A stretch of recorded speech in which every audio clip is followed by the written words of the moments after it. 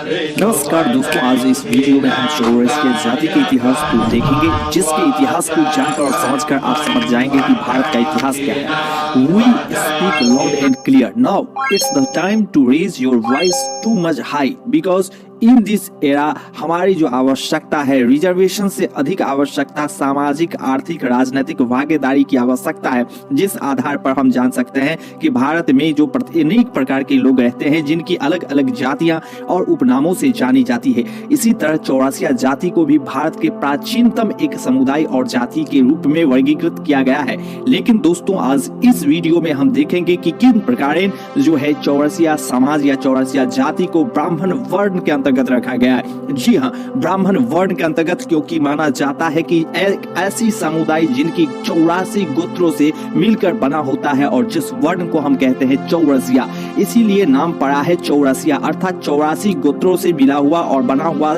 शब्द और एक ऐसा समुदाय जिसको चौरसिया कहा जाता है।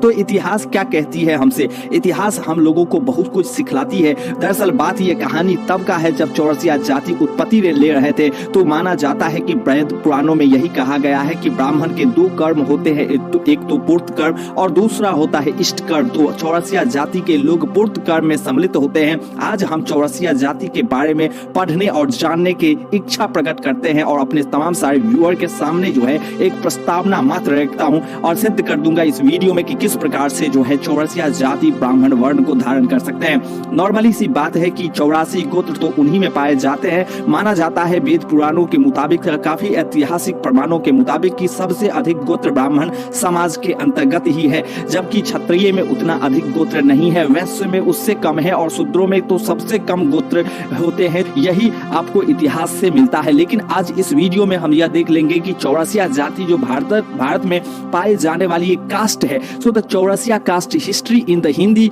We are here to speak and define the Chaurasia caste history. So friends, इसको केयरफुली लिसन कीजिए कि बेसिकली चौरसिया जाति का इतिहास क्या है। चौरसिया कास्ट की जो एक बहुत ही पौराणिक इतिहास है और जातीय चौरसिया इनका नाम पड़ा है, अर्थात 84 ऋषियों से मिला हुआ एक गोत्र है। माना जाता है कि प्राचीन काल में जो पान हुआ करता था, पान की खेती बाड़ी करना इनका जो है पूर्त कर्म के अंतर्गत आता है। माना जाता है कि प्राचीन काल में वनस्पति के तौर पे पान का इस्तेमाल किया जाता है और तभी से चौरसिया समाज पान की उपज करने में लगे हुए हैं, अर्थात ब्राह्मण के पूर्त कर्म करने में लगे हुए हैं। लेकिन धीरे धीरे इनकी सामाजिक स्थिति घटता चला गया और इनकी स्टेटस, सोशल स्टेटस गिरता चला गया। आज बात है और आज समय आ गया है कि इतिहास को फिर से पढ़ा जाए और जो आपकी आवश्यकता है, आपकी जो इतिहास है उसको फिर से जाना जाए। दोस्तों, यदि हम चौरसिया जाति की उपजाति के तौर पे देखें तो कश्यप, भारद्वाज, तमौली, शर्मा, गोरहर, वर्मा चौरसिया जाति के कई अन्य नामों से भी पुकारे जाते हैं।